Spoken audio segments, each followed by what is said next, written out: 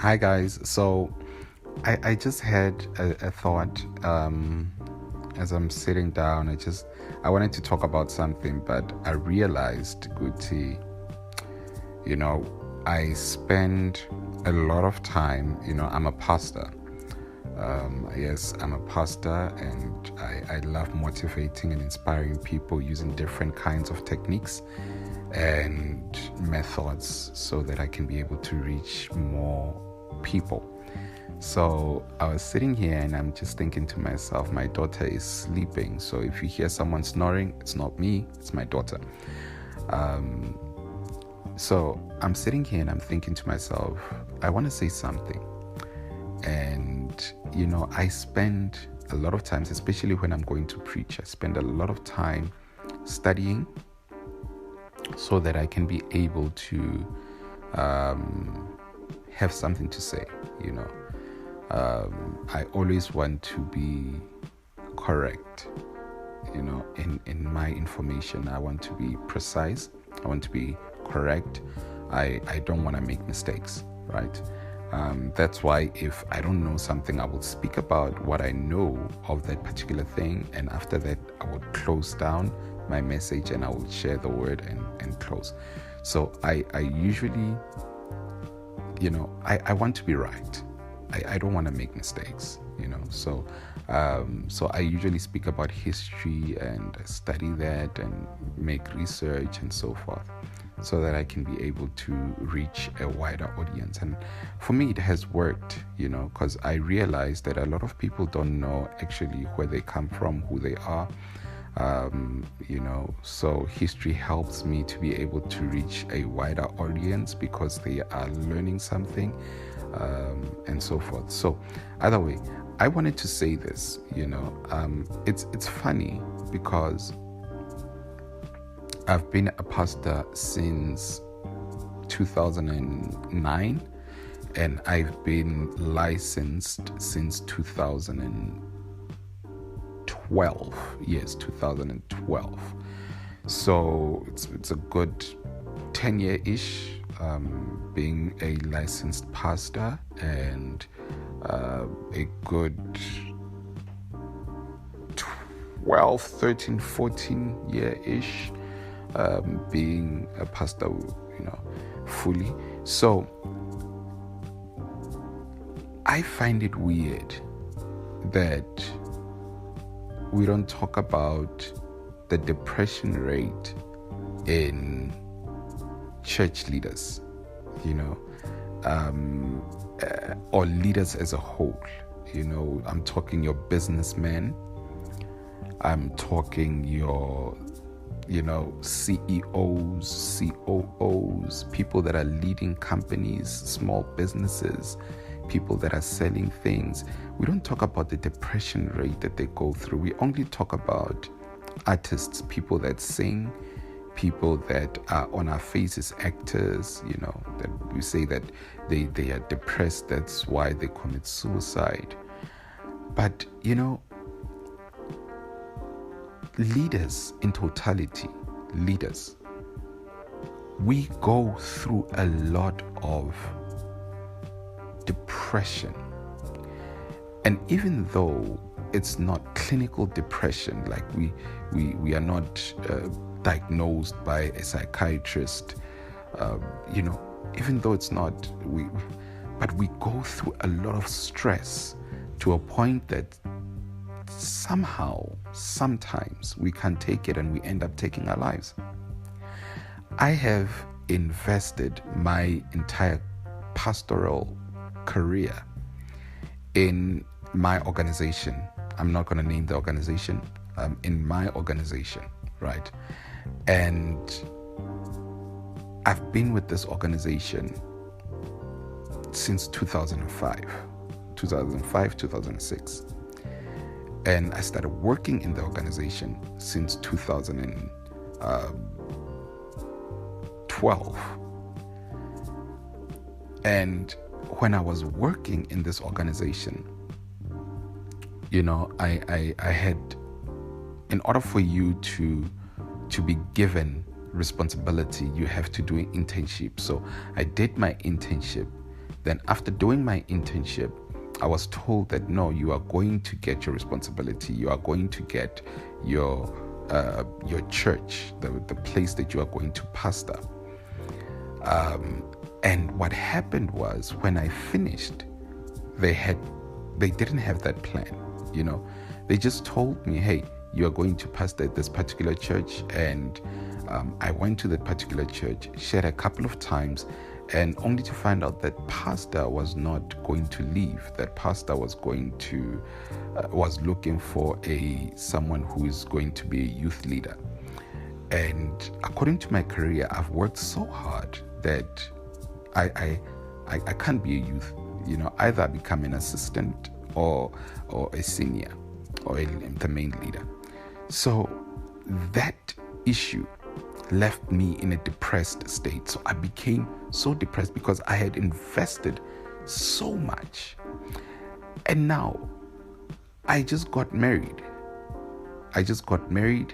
And my wife and I are looking forward in leading this particular church and being in growth in this particular church and building and so forth.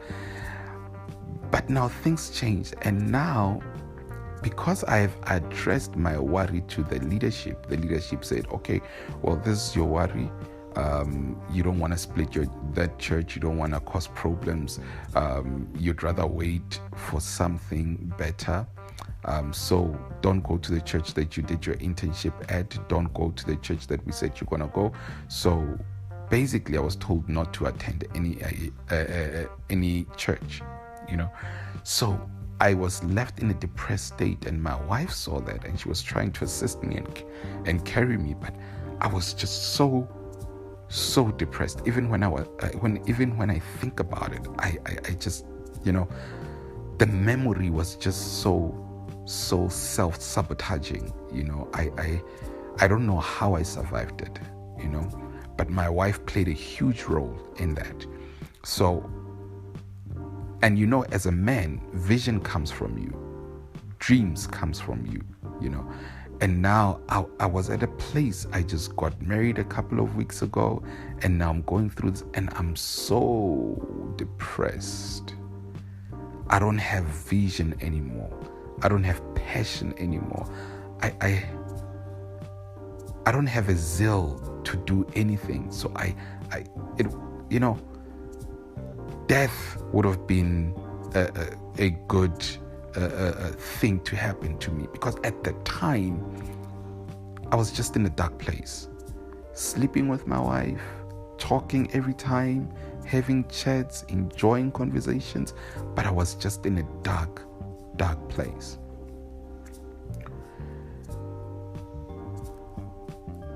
What made it even worse, as my wife was progressing, she got a job and we moved to another apartment.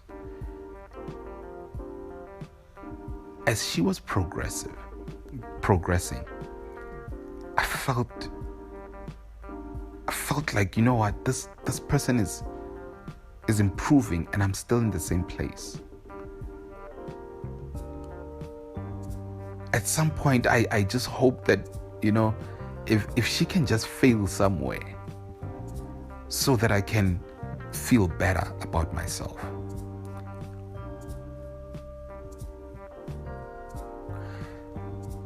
I was in a dark place. I remember when we went to this other denomination, and when we got there, I just felt in my heart something just saying to me, dude, you are depressed. You are depressed. You need help. And I told my wife immediately when we got home, I think I'm depressed. I think, I think I'm not okay. I need help, And I met, a couple of months later, I met a friend of mine who runs a church, and I spoke to him and he invited me to attend their church, and I was so excited, and I'm still there even today. And I started feeling the healing and becoming better because I'm communicating how I feel nowadays. I speak. If I'm facing a challenge in my marriage, I tell someone. If I'm facing a challenge in my finances, I talk to someone. So I'm talking a lot now.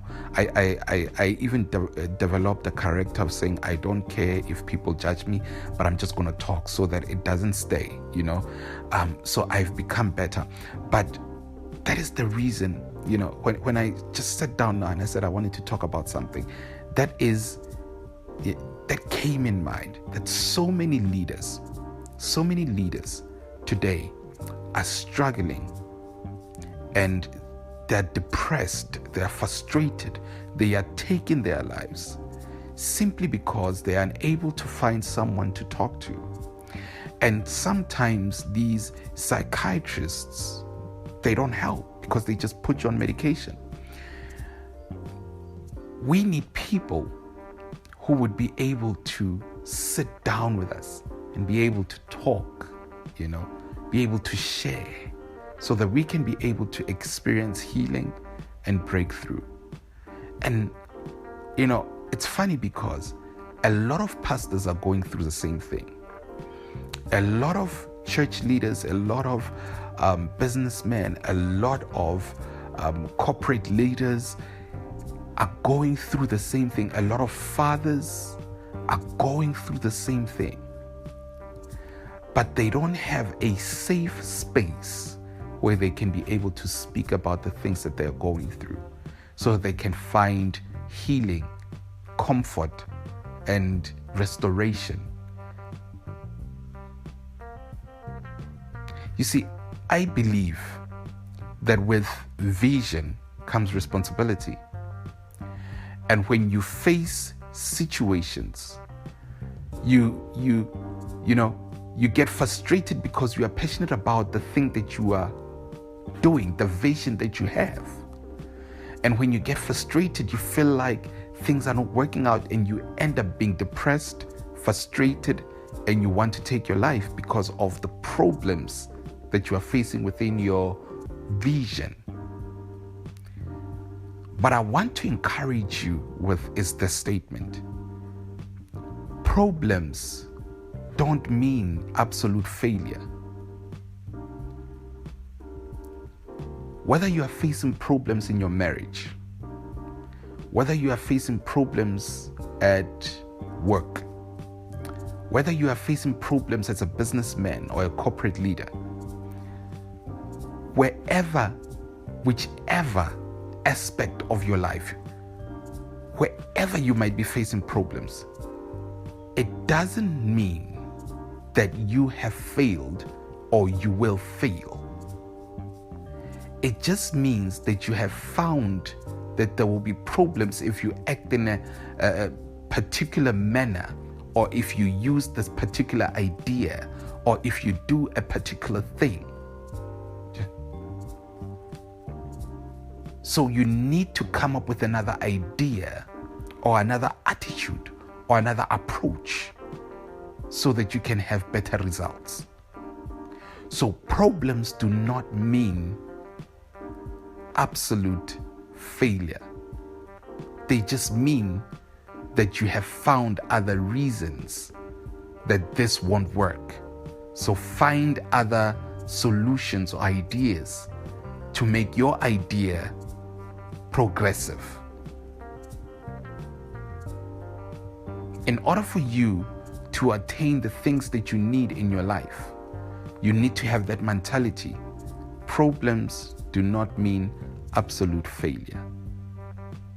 Problems do not mean absolute failure. I might have 1,000 problems, but that just means that I have 1,000 more reasons or ideas on how I can fix them. So in everything that you do, remember, depression, stress only puts you in a corner. And the reason why you are going through that, it's because you are fixated on the problems that you are facing. So now it's time for you to find solutions. It's time for you to come up with new ideas. And it's time for you to work hard at those ideas. I haven't told my wife yet, but I'm not really a 9 to 5 person. 9 to 5, going to work, coming back. I'm not a 9 to 5 person, simply because I'm a creative person. I love coming up with ideas. I love being in a creative space where I'm allowed to come up with ideas, work, and bring growth and so forth. So I'm an author. I'm also a graphic designer. I make websites. I build flyers. I'm a content creator. I'm a pastor, I'm a speaker. So I love being in a creative space, So wherever creative people are, I'm able to come up with ideas, right?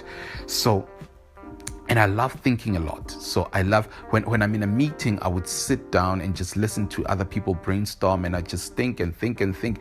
Just when we are about to close down the meeting, then I would speak and say, okay, instead of doing 1 2 3, let's do 1 2 3 4 and do and it would work at times, So I love being in a creative space. So I'm not a 9 to 5 person. I would rather come up with a way to make money by selling books or creating something that I can sell and so forth, right? So I haven't told my wife that, so please don't tell my wife yet. So when I think about myself in a corporate space, I just think I'm going to be depressed. I'm going to be frustrated. When you are a creative, you get used to getting money every time. You get used to getting money every time. When you're in a corporate space, you get money once a month. That's the first depression. The second depression is that you're unable to, as a creative, when you're working for corporate, you're unable to do what you are passionate about.